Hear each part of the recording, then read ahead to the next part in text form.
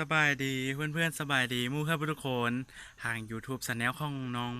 โอสดเจวงศ์ไลน์แล้วก็ทางแฟนเพจ Facebook ของน้องเบ้าเหล่าเนี่ยเนาะมื้อนี้น้องโอกาจะพาเพื่อนๆไปเบิ่งเหือนของราคา30,000 บาทเนาะยังบ่ได้รวมภาษีเพื่อนคันรวมภาษีก็ประมาณ30,000กว่าเนาะ34,000 35,000แล้วเพื่อนโอเคไปเบิ่งกันเลยเนาะเพื่อนเนาะว่าอยู่ไสแล้วเป็นแนวใดเนาะเพื่อนเนาะไปเบิ่งกันเลย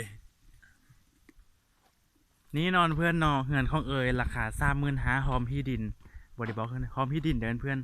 ราคา30,000กว่าหอมพี่ดินก็พี่ดินกับกวางประมาณนี้แล้วนะเพื่อนเนาะตีทุ่งนานี่เพื่อนกวางประมาณนี้มันอยู่แถวถนนเนาะเพื่อนแถวคนทางที่ว่าเป็นทางแดงอันนี้จะเป็นไตบานแล้วเนาะเพื่อนเนาะจะนอกบานแล้วอยู่แถวหงเหียนเพื่อนอันนี้ขันค่ายอยู่ เมืองไห่บุหูว่าราคาเท่าไหร่อันนี้ราคา35,000นั่นเพื่อนเนี่ยราคา35,000พร้อมที่ดิน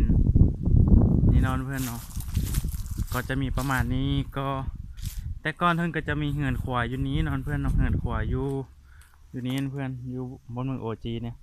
มีเศร้าเหือนขวาตะกี้แล้วก็มีต้นมะคุกมีต้นมะนำนมมีห้องน้ำมีโอ่งมีให้หอมแล้วก็มีประตูพวกเอี่ยมให้หอมนอนเพื่อนเนาะเงิน35,000หอมที่ดินนะหาไปเบื้องข้างล่างหอมก็ตัวนี้เราก็ห้างเงินอยู่ประเทศไทยแล้วก็มาซื้อเหือนเข้านี่นะโมเมนเหือนเฮาอันนี้เป็นเหือนของคนอื่นนี่หาเพื่อนมา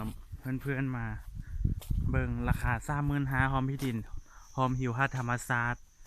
ราคา35,000 บาทเพื่อนนี่เนาะผมหาเพื่อนเบิ่งออมๆนอนเพื่อนเนาะนี่ ฐานเพื่อนออมย่างออมนอนเพื่อนเนาะก็จะเป็นว่านี่แหละยังบ่มีประตูอะไรใหม่เพื่อมีเหือนให้เขามีซ่องห้องนอนนอนเพื่อนเนาะข้างในก็จะเป็นท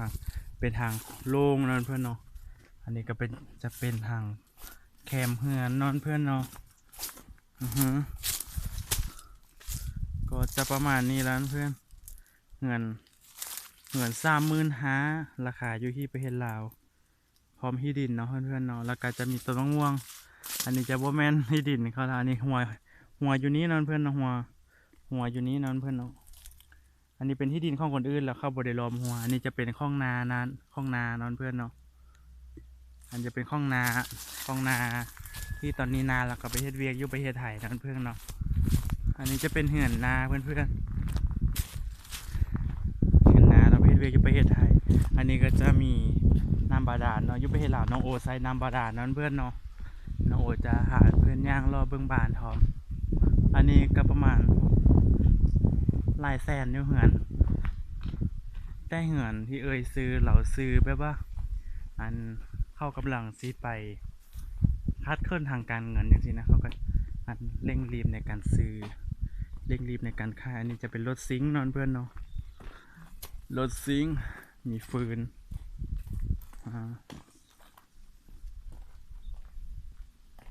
หานเพื่อนย่างไปเบื้อง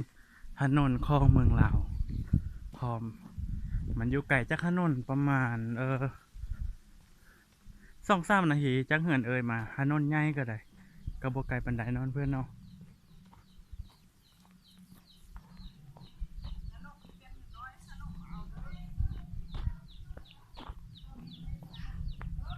เฮ้อแล้วนกสิเปลี่ยนเออนี่นอนเพื่อนเนาะถนนใหญ่ก็อยู่นี้เนาะ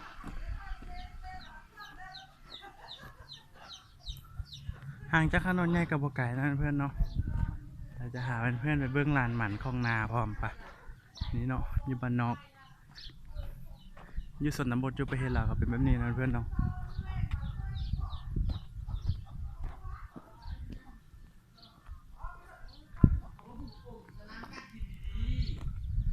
ก็ซ้ำกันเลยเนาะเหือนของกับเหือนหลังนี้นะอันนี้ติดถนนใหญ่เลยอันนี้ก็จะเป็นปลายบานศิวิไลนอนเพื่อนเนาะบานศิวิไลบานวัฒนธรรมนี่ก็จะเป็นทางล่วงย่างนอนเพื่อนเนาะนี่เพื่อนก็จะมีหิวห้าธรรมศาสตร์ เลี้ยวลงไปจากนี้ก็จะเห็นเหือนของเอ๋ยเนาะเพื่อนๆเนาะนี่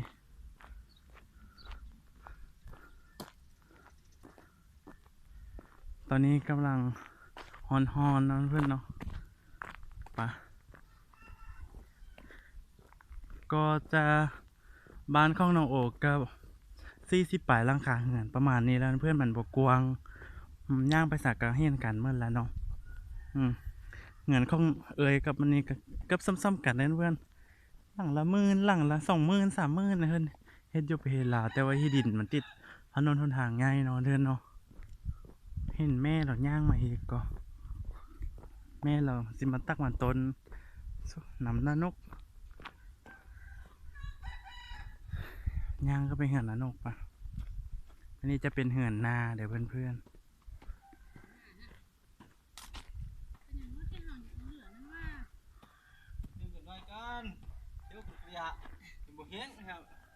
แมลงมันจักไปปีนเอารอดอันนี้จะเป็นเงินนานกเด้อเงินนาดีก็ไม่ได้ตักเนาะมาละโดย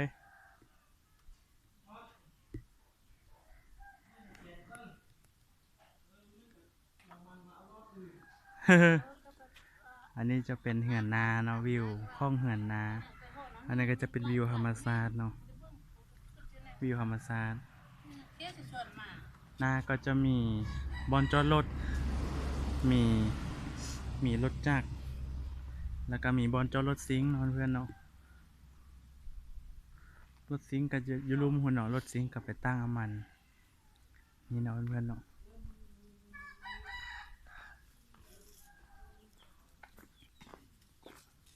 อันนี้เนาะเพื่อนรถซิงค์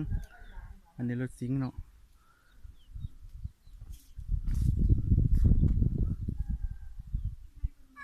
เราไว้จน2-3 มือก่อนไล่มือเลยเด้บ่มาวันนี้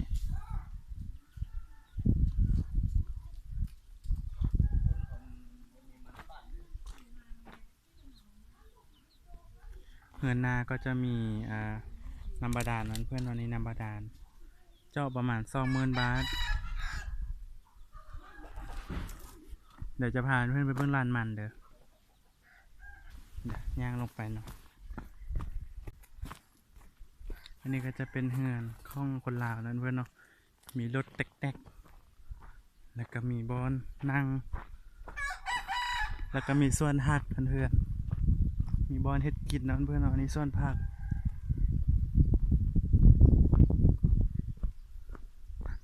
ย่างแป๊บเดียวจะเงินน้องโอมาก็เจอบ่ไกลเลยอันนี้ก็จะเป็นทางน้าเนาะถนนใหญ่คนห่างอยู่ไปเฮ็ดลาวก็เมื่อคืนมาก็จะมืดตึมครึมบ่มีไฟฟ้านะเพื่อนเนาะสังเกตว่าจะบ่มีไฟฟ้าเลยเห็นบ่มีเสาไฟฟ้ามีแต่หลักอันสายไฟฟ้าบ่มีเสาดอกไฟฟ้านะอันนี้ก็จะเป็นรถซิงค์เนาะเพื่อนเนาะเห็นบ่จะเป็นรถซิงค์อยู่ไปเฮ็ดลาวเพื่อนจะเฮ็ดมันต้นเนาะเพื่อนเนาะนาน้องเป็นคนรับซื้อมันต้นดิบเอามาฟาดแล้วก็ตากแดดถ้ามันแห้งอันนี้ก็จะเป็นเดินตากมันเนาะเพื่อนนาเราก็มาข้อ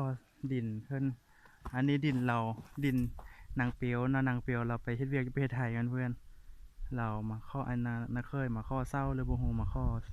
ตากมันต้นเนาะเพื่อนเนาะนี่มันต้นก็ค่อนข้างหลายเนาะเพื่อนเนาะ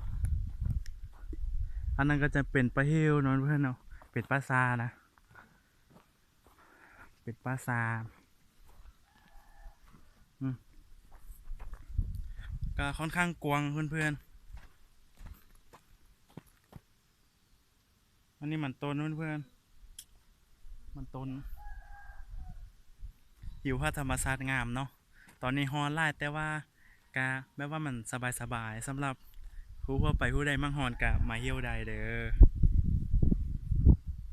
อันนี้ก็จะเป็นเดี๋ยวให้เพื่อนเบิ่งเฮิงแมงเฮิงมาตอมอันมันต้นเนาะเพื่อนเห็นบ่ก็ไล่อะมันมาโค่นเอามันต้นไปเห็นห่างมั้งเนาะน่าจะแม่นเนี่ยอันนี้จะเป็นมันต้นเนาะเพื่อนเนาะ ให้เพื่อนเบิงไปนำการนี่บริเวณนี้น้องโออยู่ก็จะเป็นภูผ้าป้าดงแล้วก็ห่างเฮิงก็จะเป็นดงแต่กินบานของน้องโอบานเป็นบานที่ว่าเขาเอิ้นว่าบานเหล้าใหญ่เดี๋ยวนี้เพิ่นเปลี่ยนชื่อเป็นบานสีวิไลเพราะว่าปัจจุบันบ่มีเหล้าแล้วป้าไม้ฮึกฝันไปเมื่อจังซี่นะเขาเอิ้นบานเหล้าใหญ่เดี๋ยวนี้กลายเป็นบานสีวิไลไปแล้ว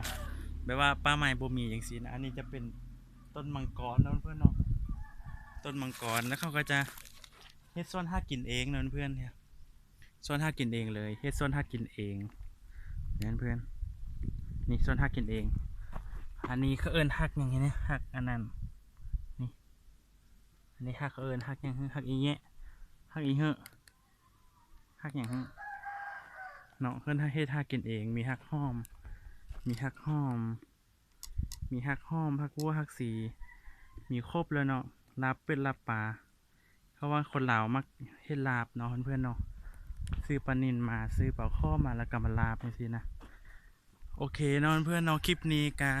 จบเพียงเท่านี้ขันมากก็อย่าลืมไลค์ซับสไครต์และคอมเมนต์มานำเนาะว่าเป็นแนวใดเหือนน้องโอเหือนเอ้ยน้องโอฮะนะ35,000นะราคาแพงบ่เพราะว่ามันติดกับป้าจังซี่นะอนาคตอาจจะแพงกว่านี้จังซี่เนาะเพื่อนเนาะเลยเลยซื้อไว้ซื้อตอนที่มันราคาบ่แพงนี้เนาะโอเคก็เจอกันใหม่ในคลิปหน้าเด้อที่ทาประกันแต่ก็ขออภัยบ๊ายบายอันนี้ก็จะเป็นถนนใหญ่เลยเพื่อนเนาะถนนใหญ่อันนี้จะมีอันรถอันคลองล่วงหาบางไปรถเมืองเลยไปล่วงหาบางเนาะเพื่อนเนาะน้องโอขี่รถเมืองเลยไปรถล่วงหาบางไปเมืองเลยก็500 บาทเนาะขี่แต่บ้านน้องโอไปนี่นะนี่เพื่อนไปจนฮอดท่าลี่ด้านนากระเซ็งแล้วไปฮอดเมืองเลยเนาะเพื่อนเนาะ500 บาทเมืองเลยล่วงหาบางก็500 บาทนะเพื่อนเนาะจะขี่อยู่ใส่ไปก็500 บาทนั่นเพื่อนกำหนดราคาไว้ดันนั่นแหละเนาะเพื่อนเนาะจะขี่อยู่ใส่ขี่อยู่มออยู่ไก่อยู่ด้านไปฮอนเมืองเลยก็500 บาทเพื่อนๆนี่สุดยอด